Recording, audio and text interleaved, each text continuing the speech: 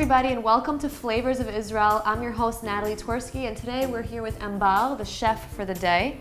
So Embal, why don't you tell us a little bit about yourself before we start cooking? Well, I'm a health food chef, which means that I do mainly two things. I teach people, I do cooking workshops, and I help people do the transition into much healthier nutrition. And otherwise, I'm a private chef, and so I cook for people privately, exactly according to their tastes and their preferences, and of course their medical situation. And so for me, it's really, really important to use the ingredient in the best way possible to actually maximize, on all the nutrients, and just to kind of like make the most out of what I use and start from scratch. Everything I do pretty much is from scratch. So it seems as if we have a theme on our show because so many health enthusiasts come and teach us their healthy ways. So what is the first thing that we're going to be making today?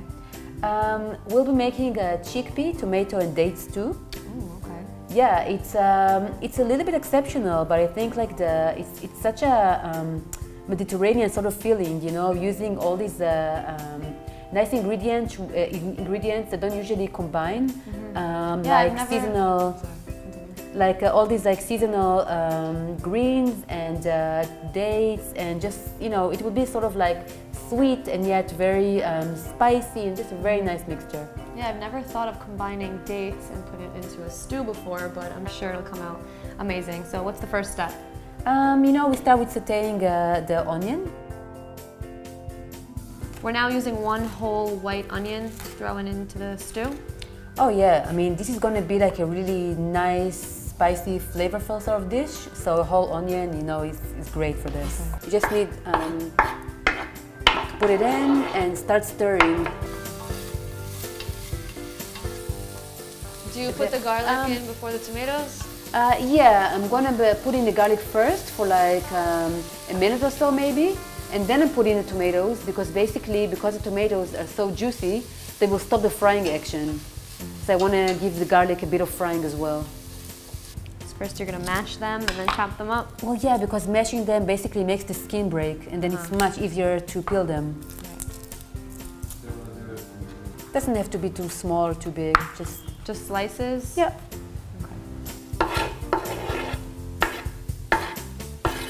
Now that the onion and garlic are sauteing, it's really bringing out that delicious cooking smell, right? Oh yes.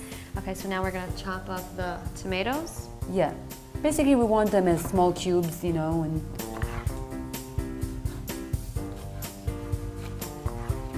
So what's the season of the tomatoes? Is it all year round? No, it's not all year round, but I mean, of course, these days we get it all year round.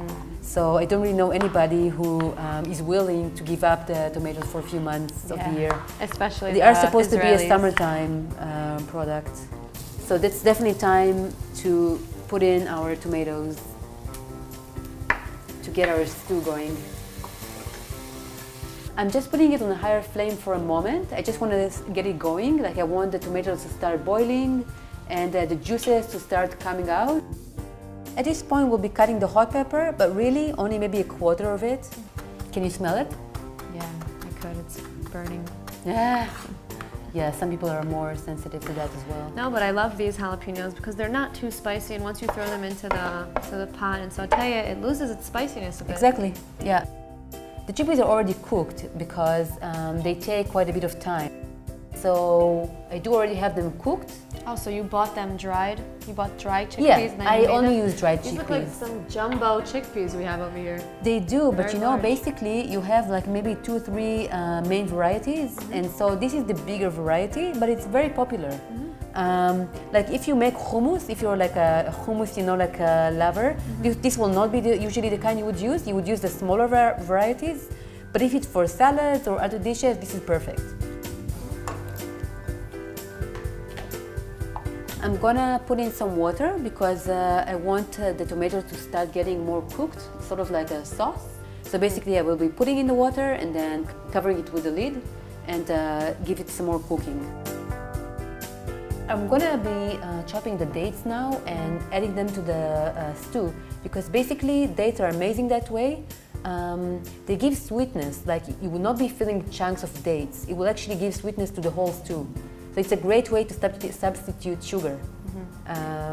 It's a shame that people don't use it more, especially in Israel, you know, when it's so common and really affordable to buy these dates. And you don't even have to use knife. You can just take them and just break them apart. You know, what I do is I freeze my dates, but I guess now we'll cook them. I noticed that the dates in Israel are just jumbo sized and they're just so sweet and juicy. Well, that's because there are different varieties. Like, for example, this is the majul date, and the majul date is definitely the juiciest one and the biggest one. Okay, in you go.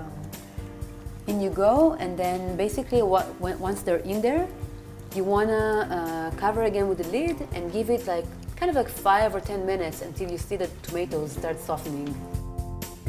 I'm gonna be putting in some coriander, ground coriander seed. Like about 1 teaspoon, I would say. Even if you hate fresh coriander, this is different because it's actually the seeds and not the leaves, so it doesn't smell the same or even taste the same. Maybe like a nice half teaspoon of sweet, ground sweet pepper, paprika, some black pepper, a teaspoon and a half of salt. So next thing is putting in the green leaves. You can use chard leaves or spinach, but today we're going to be using a local seasonal leaf. It's called mellow, or in Hebrew we call it khubeza. It's really kind of like spinach, except that it's a wild plant, so it grows everywhere in town. You can just find it. Could you find this in America also? You probably can, but it's not very common. So what could our American viewers substitute? Well, this? spinach would be great, and also chard leaves are also fantastic for this. And yeah, just put them all in. And they would definitely shrink, so you don't have to be nervous about the size of the pot. Okay. So now we're gonna leave it on it for about a minute.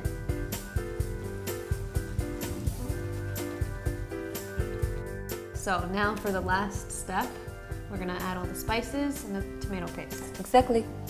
I'm going to be using tomato paste, but I make sure that the one that I buy is without sugar, because basically 99% of the products you find in the shops do have sugar in them, because tomatoes have a lot of natural acidity.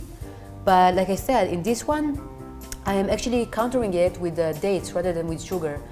At this point, it really depends on us if we want the stew to be thicker or thinner. You can add more liquid and get it a bit more soup-like, or you can still keep it like this, where it's kind of like a nice, hearty, thick stew. I'm adding a little bit of black pepper. I feel like we need some. And then, yeah, it's ready.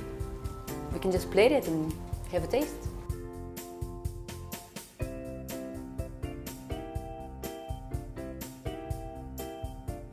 Well, this is the final product. It looks great and it smells even better. So let's give it a try. Just be careful, it's really hot at the moment.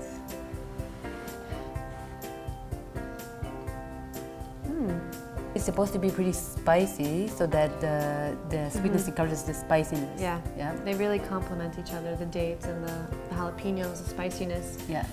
So what could someone eat, what kind of side dish could someone eat this with? I would say something pretty simple and basic, like a very simple rice or maybe bulgur wheat, because this should be kind of like the more like flavorful, spicy, sweet sort of dish, which would go with something pretty like nice and mellow. All right, well, this dish was pretty simple to make. It only had a few steps involved, and it came out really good. Everybody stay tuned. Next, Amba will make us some delicious cookies. That's right. Bye-bye.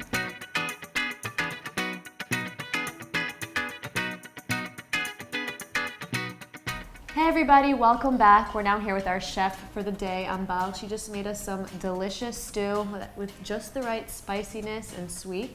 I absolutely loved that dish. Now, why don't you tell us what we're gonna make?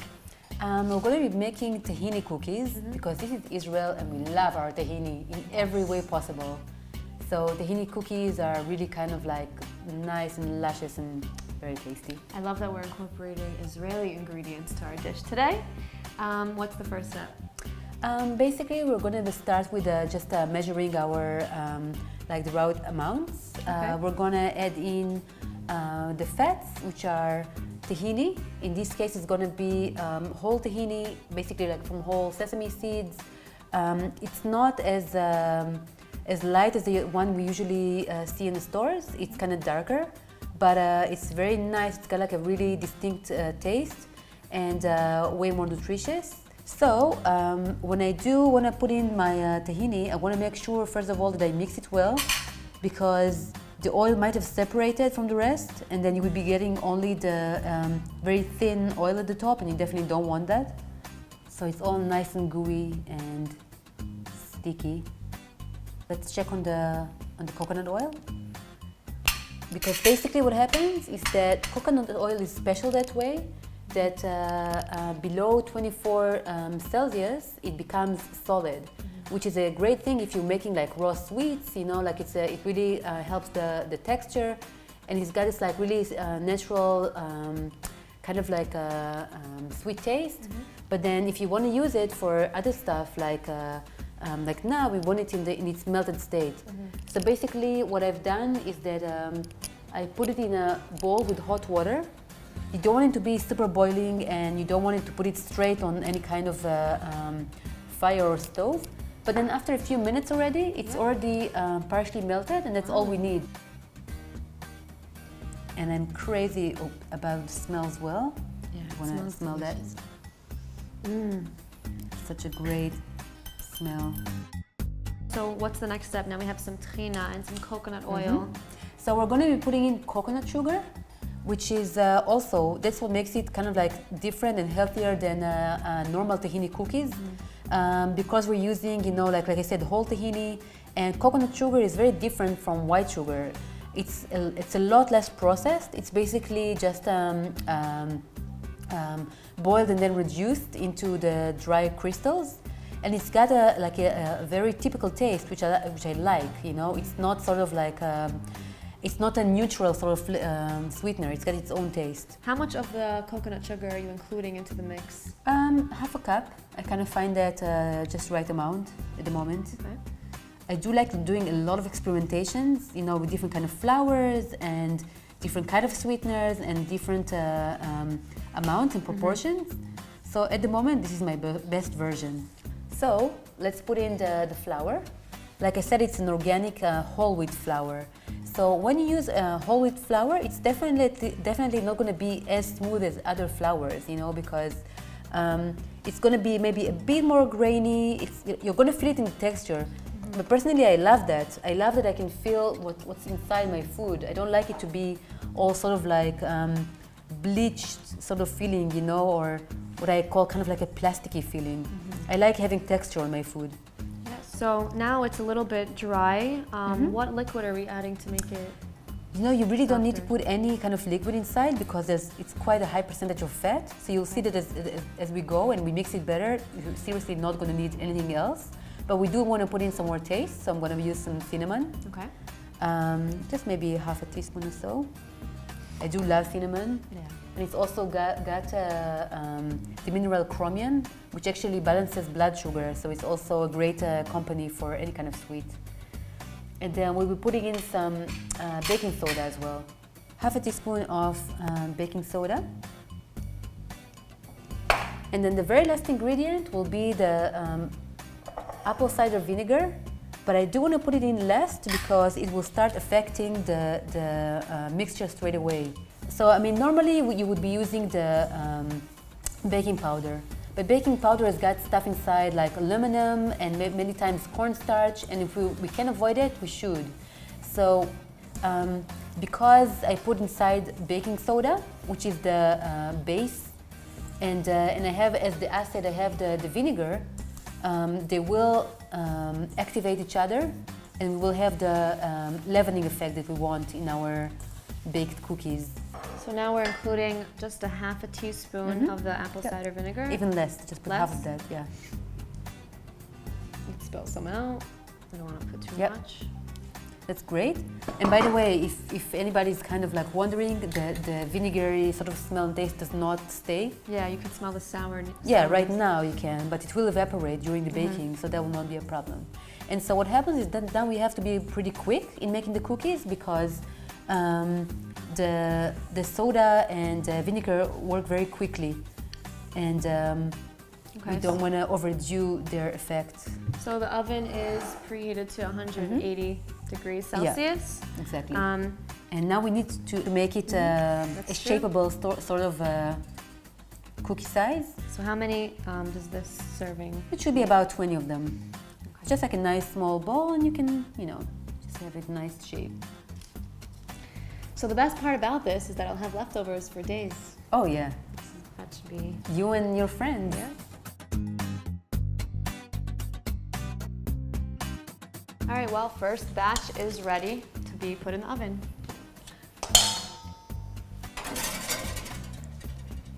And we're gonna put it for around 10 minutes.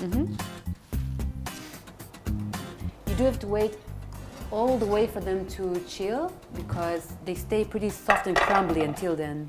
We'll just have to wait and, get all this nice smell and just, be patient. Cool. I love the smell of coconut and tahini. Yeah. So.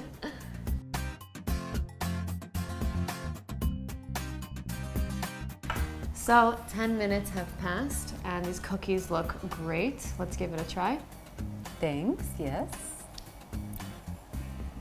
It's just the right color of brown. It's not burnt, it's not undercooked. And it tastes really good.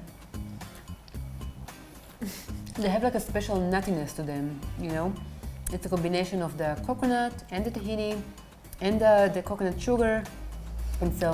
And the great thing about these cookies is that you could just cook a whole batch of them and put them away, and whenever you're in the mood for them, bring them out. Oh yes. Take them to work or for a nice light snack.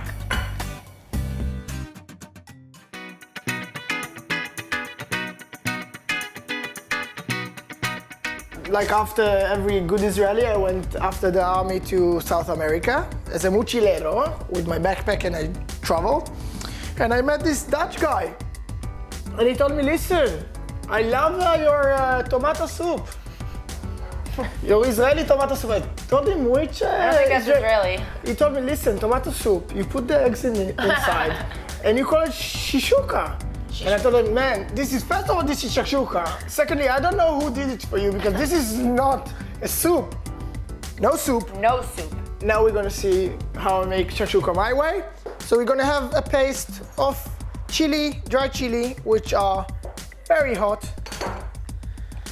Did you hear that? Very hot. Very hot. And chili and garlic. Okay? We're gonna start. That's fast. Mash it up. You keep doing it. I'm gonna bring some coriander seeds inside. Keep doing it.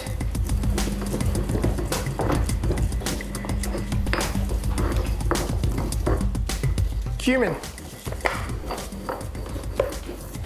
Yeah? It's becoming a paste. Yeah. And turmeric. This is my paste. It's very intense, yeah? We don't need a lot of it. We're gonna use two kinds of tomatoes. Regular tomatoes, sour, and the Maggi tomatoes. Sweet. Sweeter ones. Yeah. So tell me, did you... You see, now, I don't like what you're doing right now. I want your hands. 3 fingers up. One That? is a little bit out. Yeah, you see? And this is the protection. 1, 2, I have no. Okay. I don't want you to chop your hands. No. Don't be afraid of the thickness, of the fineness of the chopping. Just roll with it. Tomatoes, paste. Now, greens. We take coriander. We can take parsley as well. As easily we can take parsley. Listen, it's very easy, yeah? It's supposed to be easy. We leave it here. This is the plating. Okay. Okay. Tomatoes, paste, oil, eggs. 4 whole eggs. So for this specific shakshuka, we're gonna do with 4 eggs. Yeah, you can do as much as your pan can take. Right. Harissa. We're gonna use harissa this time. Again. We're gonna use on this paste, harissa. Oh, it's not spicy enough? No, Oh, got it. Okay. it's not spicy enough. It's never spicy enough. Let's go to make some shakshuka. Let's do it. Yes. Before the pan is getting really hot, I will put the paste on it just to open the sense of everything we just put in. I'm gonna put another half a spoon of cumin in, and I'm gonna put a whole spoon of paprika in.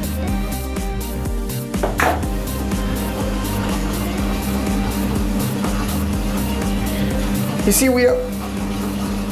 the oil become infused with all the spices. Look at the color. 1 spoon of harissa. Why not? Oh, it's crazy, man. Tomatoes in.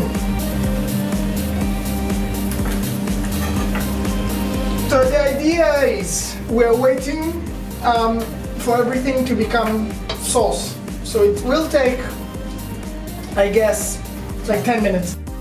See you in 10 minutes. See you in 10 minutes. Okay, so as you can see, it's half made, and that's how it should be. We're making a place for an egg, and we just break it in. Okay.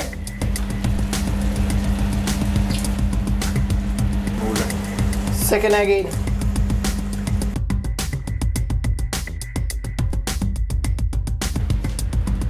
We don't want it too firm though. So we're gonna give it like 5 to 7 minutes. Covered. Medium to low heat. And we're good. So Emmanuel, 7 to 8 minutes passed. Okay. I think we can bring the shakshuka out and reveal Reveal. the shakshuka. Yes. Shakshuka. Wow. Are you ready? Yeah. Beautiful. Beautiful shakshuka. Well, thank you so much. You're welcome. Thank you.